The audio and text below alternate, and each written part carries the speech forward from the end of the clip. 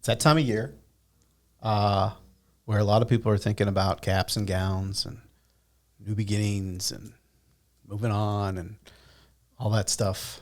And we're on campus. Yes. And what am I thinking of? Oh, yeah. I already know that one. About anywhere from 1 to 3 or 4 times a day, depending on the weather, the speed of the day, the schedule of meetings. Eric will send me a single message on Microsoft Teams, which is the worst way to communicate. Yeah. And Teams is. I may or may not see my notification that says one simple word, walk, with a question mark. Right. And I appreciate that because I need to get my steps in. I'm a bit of a chubby bunny. I need to make sure that I'm moving my body. One of the best pieces of advice that I was given by your former job holder, your former supervisor, Jerry Pigman, was sitting still, being sedentary is worse than smoking. And he wanted to encourage you to get out of your chair. He had a standing desk. He was very pro getting steps in. And so you're holding up his legacy well. Yeah. So we've got a defined kind of pathway that we try to get a walk in, which is about half a mile. It's not like a terribly long walk, but it's enough that it can get the daily steps in if you do it religiously. Yep. And that passes right in front of Memorial Hall. Yes, it does. Now, if you're not from Kentucky or you're not familiar with the University of Kentucky, Memorial Hall is the iconic building for the University of Kentucky. It's in the logo, or it was in the logo? It was in the logo at one point in time. It's certainly on most of the marketing materials that are being produced for the university even now. Taking a shot. Take a shot. That's for you, Smiley. No rabbit trails for you, buddy. Just take your shot. So Memorial Hall, speaking of taking shots. Good segue. Actually have this issue twice a year where folks want to go and get their picture taken in front of the iconic building.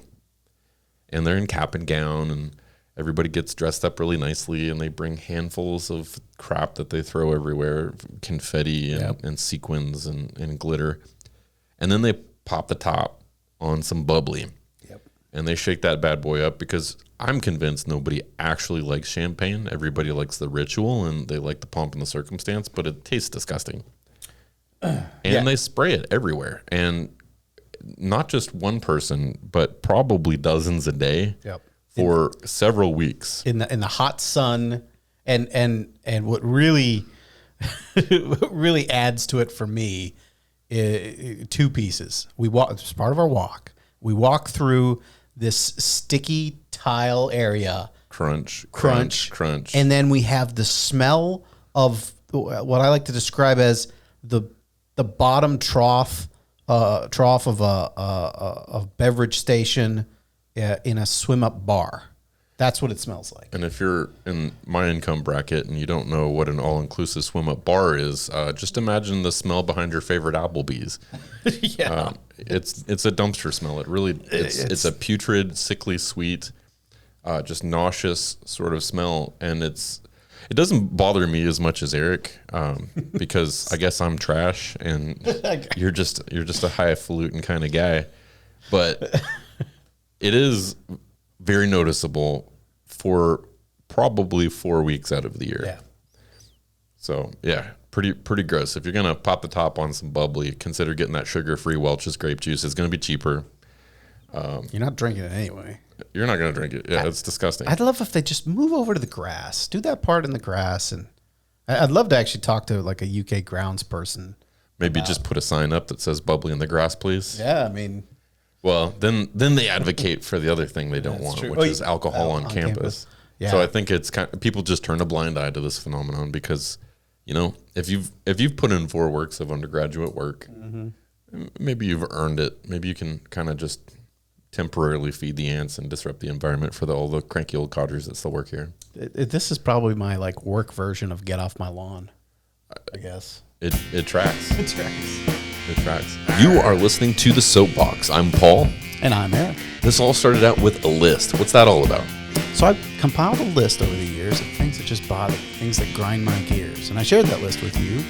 And I thought, you know what? That would make interesting conversation. Sometimes I'm going to want to agree with you, and it's just going to be something we talk about. Other times, though, I'm going to want to steel man the opposite position because I think that's just interesting conversation.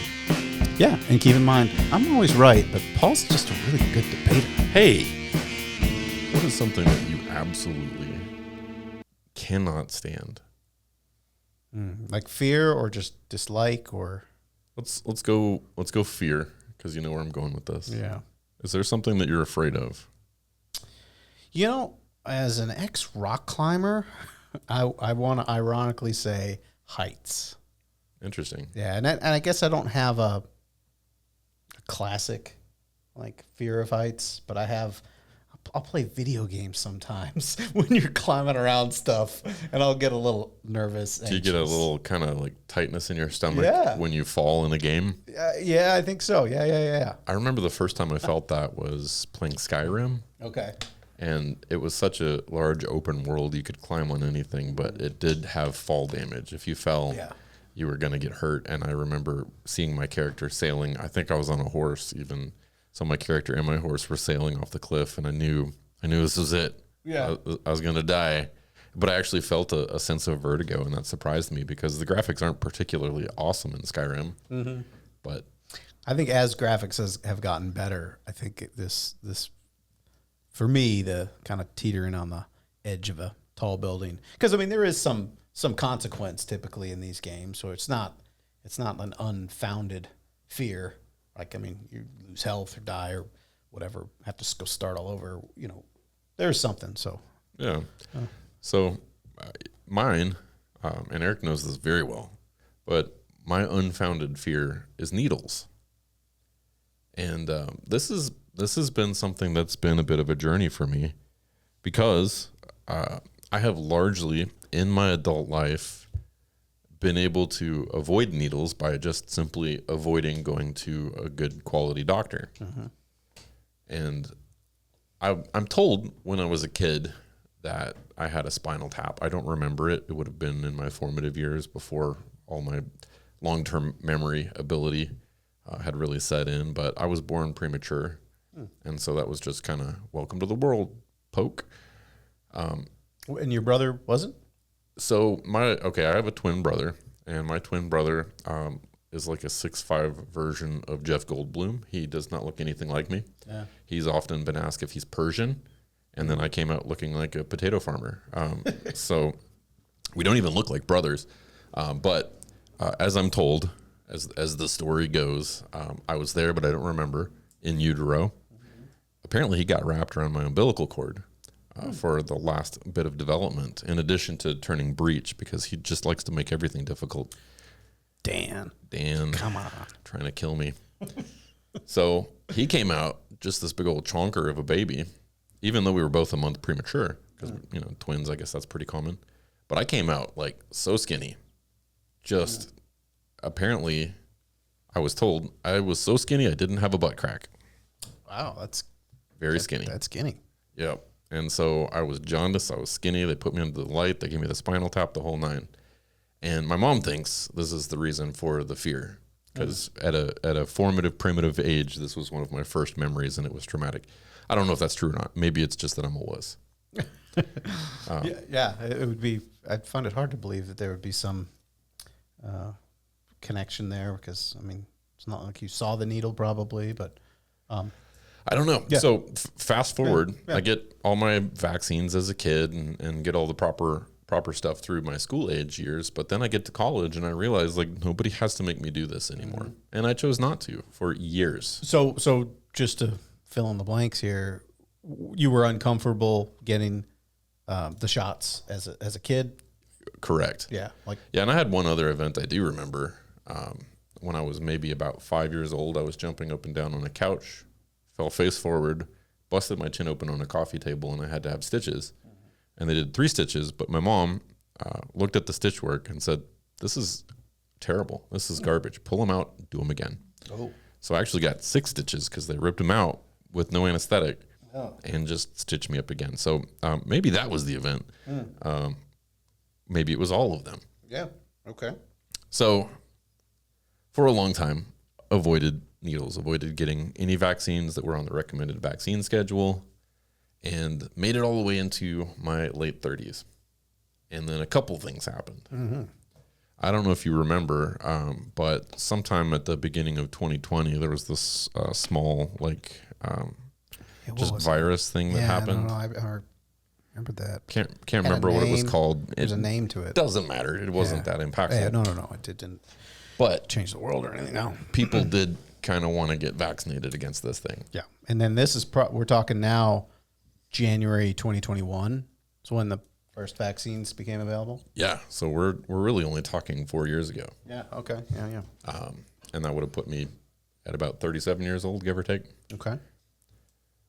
So I'm now under great scrutiny and intense social pressure because, much to my chagrin, the University of Kentucky was very adamant that people get this vaccine. Mm-hmm.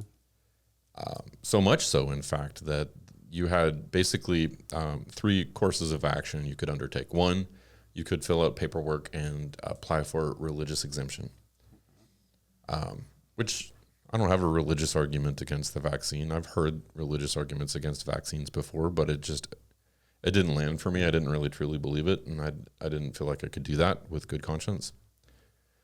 Option 2, you can go back to work, but you have to wear a mask while you're in the office, and you have to go in for a weekly nose swab, a weekly screening. Yeah. Which doesn't seem like an attractive option in an environment where people think that you're a risk to their health and that you might kill them. Mm-hmm. And I saw this with a friend of ours at Summit. Yeah. When I mentioned to him that I hadn't got the vaccine yet, he almost jumped out of his chair and immediately scooted to the other side of the fire. This was in your backyard, around a fire. And it took me by surprise because I thought, well, if you trust the vaccine that you got, then I shouldn't be a problem. But he wasn't taking any chances. And so, and he had admitted to being immunocompromised, and which is kind of an added. Yeah, I don't remember that detail, and I wasn't, certainly wasn't trying to be a problem for anybody. So I remembered his reaction, and then I just pictured myself as the guy at KTC that didn't want to get the vaccine, wearing my muzzle and just looking like a rebel. Which is interesting, because I'd like to point out a few things for Tracy. That's my smart list. Do you get that? I don't. Yeah. Smart list has this whole bit where Sean Hayes has a sister, Tracy, in Wisconsin. And anytime there's something, anytime they talk about the biz, they're like, pointed up for Tracy. A key grip, by the way, for Tracy. Anyway, so that's all right. There you go. Lots of laughs. Anyway, to kind of paint this a little differently, because there was this political divide between vaccines, and I want to point out that you're coming at it from like a needle fear. Yes. And I think a lot of people, maybe even Nick, would just assume BS. You don't want to get the vaccine because you're libertarian. You know what I mean? Sure. I could totally see people automatically assuming. I honestly wish I had more closely resonated with that camp, because I think my conviction would have been stronger not to get it. Yeah, we probably would have. Yeah.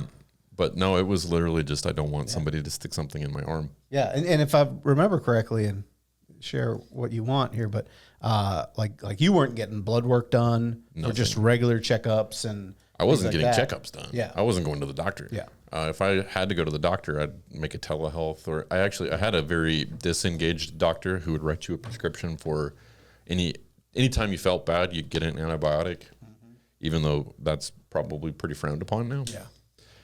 So I was comfortable with a doctor who didn't care, in a system that was, incentive was as many patients as quickly as possible. So there wasn't a ton of diagnostic work. There wasn't a ton of laboratory stuff, only the stuff they could bill you for, office visits and things like that.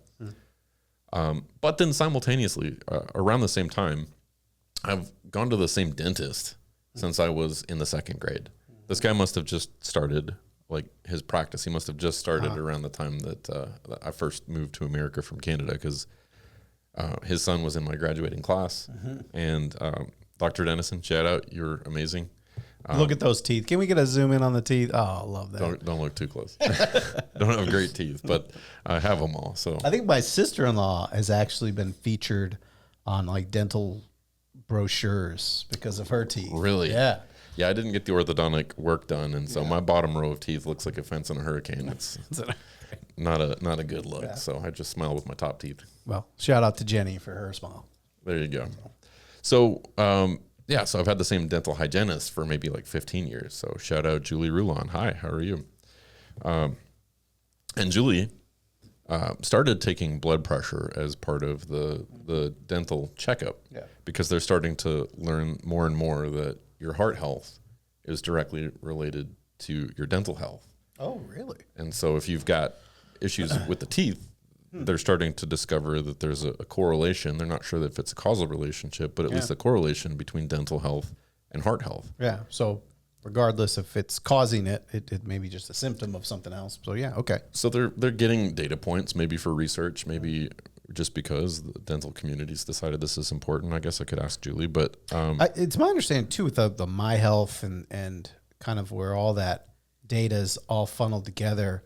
Like they can pull up, your My Health, your My Chart. I said My Health, My Chart, and they can see, blood pressure results from your doctor visit, your dentist. Like it's all kind of in one place, and I think it is kind of a unified system to because I think that's great. Yeah. I hope it gets to the point where insurance realizes that dental is not optional and it's just part of our health insurance package.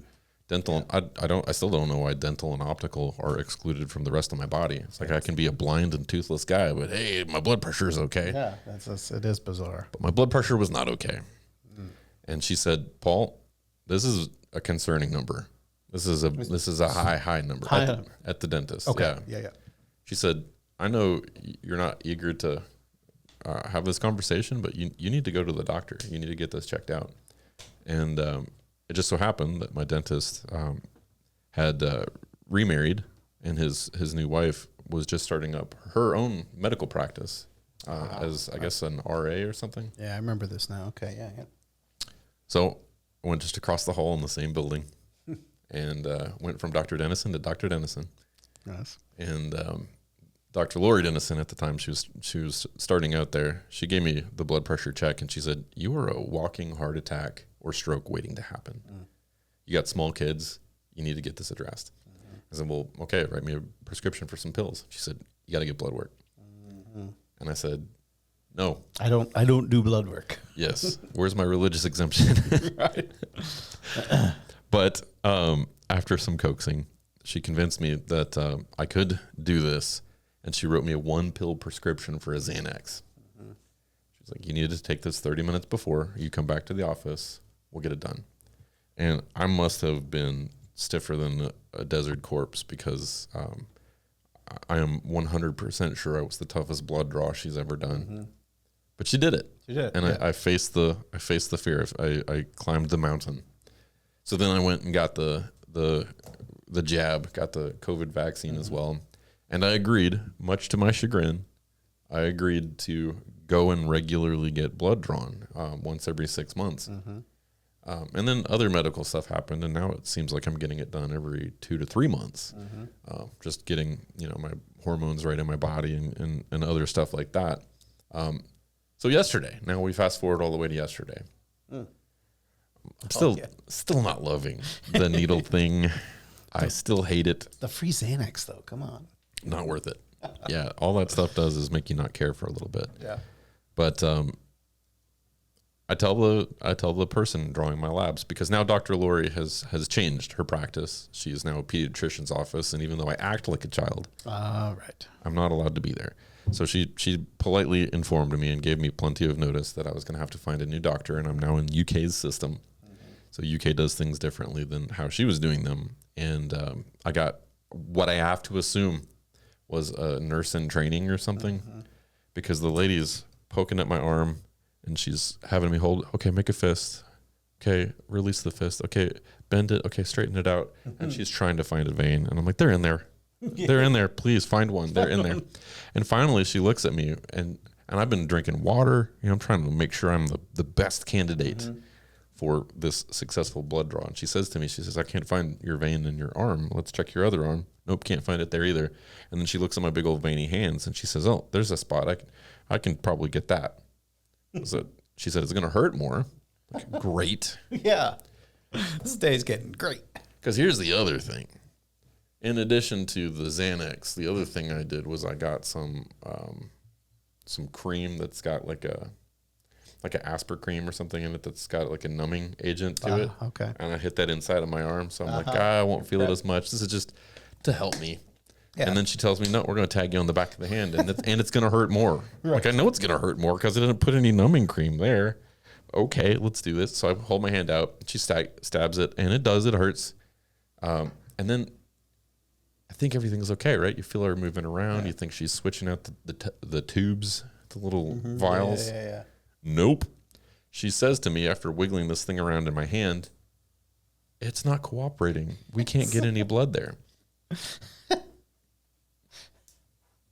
What? Yeah.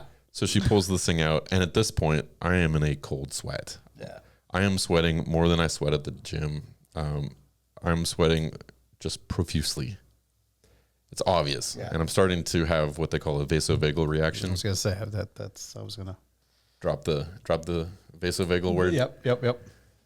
Sweat, tunnel vision. I'm not sure if I'm going down or not. I've never lost consciousness in a situation like this, but also a lot of things happening that are circumventing all of my strategies. I got to ask, did you have something to eat that morning? No. Okay. That one right there, and I thought we've talked about this. That right there is a contributor to this whole thing. Not having calories? Not having breakfast, not having calories. I don't eat breakfast. And this No, that's great. That's great. But when you're getting blood drawn, have breakfast. Okay. That it happened to my brother when we first moved to Kentucky. Sorry, Sean, I'm gonna embarrass you. You were like 17 or something. 16, 37. Whatever he was.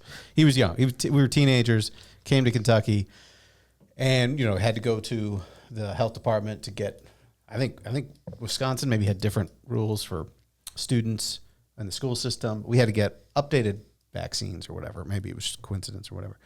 And he came in there, nothing to eat, and fainted. Down he went. Yeah. Listen, Sean, I'm not even going to make fun of you because that was almost me yesterday at 41. They were acutely aware this was not good. I had warned them ahead of time. I'm not going to make this difficult for you on purpose. Since we're talking about shots, take your shots responsibly. Make sure you have food in the belly. But they moved me to a room that had triage on the outside of it. And then I got the professional. Then I got the person who, she felt around on my arm for a second. There's one. Pop. Got it in. Didn't feel it in the arm I wasn't expecting to get it in. Yeah. Got the blood, and I was good to go. Oh, and I also got my updated tetanus shot. So they tagged me 3 times yesterday. And tetanus is different, though, right? Isn't that one that's just... They don't have to find a vein, right? No, they just anywhere in the muscle. It bled. That one didn't feel good either. But I have less trouble with the injection than I do with the blood draw because this is all symptomatic of something. And the reason I wanted to record on this topic is because I think other people deal with this and nobody talks about it. But if you go on the DSM-5, which is the psychological manual, it outlines all sorts of different, unhealthy psychologies. There is an entry in there for a blood injection injury type phobia. And it's a subset of some other thing. But essentially, you have an irrational, unreasonable response to either the sight of blood, the act of bleeding, or needles. Yeah. And this was absolutely me. So it describes the vasovagal reaction, which is your frontal lobe in your brain reduces the amount of blood flow, and you get a fight or flight response. You get a spike in adrenaline. You have a sudden increase followed by a sudden decrease of blood pressure, which can result in nausea, passing out, vomiting, the whole gambit of things that I had always grown up hearing, where just because you got to man up, right? Don't be a child. This is what children do. Right. Yeah. And I'm here to say, and maybe this is my soapbox on this whole thing. My soapbox originally was I hate needles, but I think the real soapbox here, as I'm talking about this and unpacking it, is stop telling people to just get over something like that. Yeah. Because they would if they could. Yeah. I never in a million years would have been building the character in the character creation screen that is Paul and left him with zero ability to face his fears. Yeah. That wouldn't make any sense. You hear in kind of parrot the other phrase, the pull yourself up from your bootstraps and things like that. Man up. Man up. Walk it off. Yeah. And I think that bled into, if I could use the pun. Hold on. It bled into, other things like bullying and, kids getting picked on and made fun of for different things that obviously they can't control. And it's just, I think the other piece is therapy, where therapy is like, you're weak, you go to therapy, and I think on that topic, and maybe actually on this one as well, I think there's overlap because I think both come from generational understanding of strength and weakness. Because I do think, and I'll often make jokes like okay boomer and stuff like that, but I do believe that the baby boomer generation has grown up with this idea of just rub some Windex on it, just pull yourself up by your bootstraps. Yeah. And there's something to be said for grit. Yeah. I think grit is a good thing. I think it's important for us to have a sense of resiliency, willingness to try, fail, and try again. These are noble characteristics, but they manifest in unhealthy ways when you start applying them to things that people are helpless to control. And I think kind of around germs, there's that too. I mean, if you sanitize everything for your child, and they're used to just Clorox bleach wiped everything, and the binky hits the floor, and it's like, oh no, throw it away, get a new one. But having just exposure to, and I'm not saying go eat in the dirt or whatever, but I mean, just having kind of like you said, it's a little bit of grit. There's, the 3-second rule, or just not being so sanitized. I think kind of comes in there too. Absolutely. So there's got to be, I think, a healthy sort of regression as we're coming away from that. And this actually tracks onto some other thought that I had, and this will be my. Should I just say rabbit hole now for forevermore? I mean, for Smiley, you want to be the rabbit trail guy? He's going to quit listening if we say rabbit trail one more time. So. All right, Smiley, I'm going to be rabbit hole guy, and Eric's going to be rabbit trail guy. There you go. Yeah. Can we voices do different? Okay, we're going to come up with an AI theme song later. It's going to be great. But along generations, I thought a whole lot about the concept of what is the delineation between generations and why was it chosen, and I think. It's fairly arbitrary. There's not one central authority that gets to define a generation, but several folks will try to put that idea out there, and it generally falls along about 20-year tracks. So we had the greatest generation, right? And that was my grandparents. They were the ones that fought in World War II. Okay. And then after the greatest generation, then you have the baby boomers. Well, the defining characteristic of the greatest generation is, of course, fighting in World War II. The problem with the greatest generation is that they maybe started out pretty great, but they were broken. I think the men in that generation either died or they were severely emotionally damaged because they weren't allowed to go to war, or they were severely emotionally damaged by the act of going to war. Or wounded or just PTSD. Yeah. And when they came home, they received the advice from their parents and anybody that was still here, man up, internalize. Don't talk about your fears and your problems. And so I think a lot of them didn't handle that well. Yeah.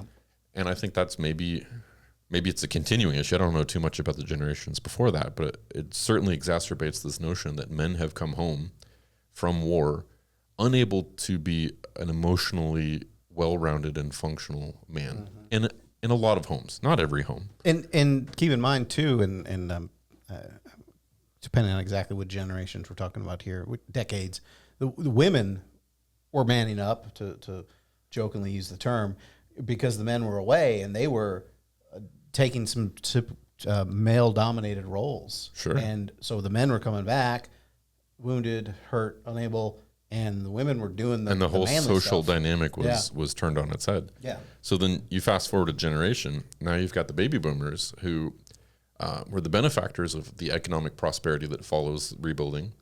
And it was a phenomenal golden age of economic prosperity, cheap housing, lots of gainful opportunities in terms of employment. However, I think you had a whole generation of kids that were emotionally damaged by parents who didn't handle their trauma well. Yeah. And so you had a very rigid generation, or a rigid group of people who were given social norms that wouldn't apply to normal human circumstances. And so now they rebel a little bit against that. And this is where you get the free love movement. Because now instead of saying, well, this militant, military, ultra-traditional, ultra-American Orthodox method of upbringing is something that I don't want a part of, because my emotionally absent father told me to man up and not deal with my feelings, but I've got all these feelings. Yeah. Then next up, what you've got are people who express their feelings in an incredibly different way socially. Yeah. Maybe the course correcting. Sure. Yeah. Now we've got the pendulum swinging sort of in the opposite direction of that rigid and traditional sense. So then enter Gen X, right? Gen X looks at their grandparents as rigid and strict. They look at their parents as being free love hippies, and they don't know what to trust. And so what you get from Gen X is a very cynical generation that doesn't trust traditional institutions and systems of authority. And instead, they look at the world and they say, well, everything sucks. I mean, yeah. And I think that's characteristic of Gen X, and I think that's characteristic of the elder millennials. But you fast forward a little bit more, you get the millennial generation. They're just trying to make sense of it all. You go a little bit further than that. Now you've got the Gen Z. And now you have technology. You've got smartphones and things. They get their own set of generational trauma too, because they've lived through the Columbine shootings and the escalation of violence in America. They've lived through the attack on September 11th. They've lived through many once-in-a-lifetime crashes in the stock market, economic downfalls, supply chain issues, COVID. Yeah. And so here we are now, 2025, and we've got this generational trauma where we've got adults who don't know how to adult properly, raising kids who don't know how to adult properly. And I think that we, at least the course correction that I perceive as happening now that maybe reinstills a little bit of hope for me is this notion that it's okay to ask for help. Because that generation that bucked against it and said, man up, just pick yourself up by your bootstraps. I think people are coming to terms with the fact that that's not healthy. That didn't produce the outcomes that we wanted, and it didn't produce healthy family units. It didn't produce healthy kids or relationships between parents and children. And so, I'm a huge advocate for get the help that you need. Yeah, well, and empathize or sympathize with others. I mean, the nice thing about the whole needle thing is it's usually in an office, a private office. It's not like you're on display. That because I actually had the response at the eye doctor when they were doing the pushing on the eyes. Oh yeah, yeah. So that triggered very much the same. The sweat, and she was like, "Oh yeah, this happens to a lot of people." And I thought the coolest thing was a sucker was the cure. Okay, she's like, here, like there was something about the sugar and the sucking on the sucker that actually helped. And honestly, it could have been Dumbo's feather for all I care. But it really did come. Man, I was sweating. I love a good placebo. Yeah, I mean that works. But yeah, so I think the message here is, if we're looking at this scale of direction of man up and all that, and the other side is get help and seek help. What you're really saying is we need to move the needle. You're gonna get 2 in one episode. But yes, I will say this, and I've sent messages to people before if I know that they're struggling with this. We're trying to get Twitch from the Z-Rock morning show on the show, but his co-host Mary Jane had expressed on the air that she struggles with the needle phobia as well. Oh wow! So I sent a message to the radio station just saying, look, do the Xanax thing, talk to your doctor about it. It is normal and okay to ask for help. It is normal and okay to need some sort of accommodation. But it is not okay to allow yourself to fall into disrepair and die early. And I am positive there are tons of people whose lives got cut short because of high blood pressure or other untreated things that could have been fixed if they could just find a strategy to overcome this. Yeah. Well, and in your case, and in a lot of other people's cases, just laziness, not going to the doctor out of laziness. Not, forget the fear, but just or worse, not going to the doctor because they don't want to find out the bad news, right? Yeah, you kind of the whole. You can keep your head in the sand, but at the end of the day, if it's a bad diagnosis, if it's going to be cancer or it's going to be diabetes or something that you just don't want to hear, you are eliminating your treatment options by waiting. That the song, The Impression That I Get by the Money Boss Stones. Oh yeah, was literally a song about being afraid to go get tested for AIDS. No kidding. Yeah, and it was you listen to the lyrics and it sounds like they're saying like testing your bravery or whatever in some other, maybe in a physical sense, but it's really like I don't want to go get tested because I'm afraid of what I might find out. Huh. Man, I tell you what, Generation X, they had a certain knack for taking the darkest themes in life and making them just incredibly poppy. Ska and jingly, and that's they have to do a whole episode on just dark songs that have really poppy lyrics. Yeah. Awesome. Well, that's it. That's my PSA. So go to your doctor, get your Xanax, get your test done. Get a snack. I mean, you can have a snack. Eat a little something before you go on. That's just Thanks for listening to the Soapbox, Eric. How can people find us? Well, conveniently, we put everything on our Linktree site. You can go to Linktree, search SoapBox Lex, and you'll find all of our socials there, plus ways to reach us, ways to engage, and some of our original content, so you can see some of the other stuff that we do.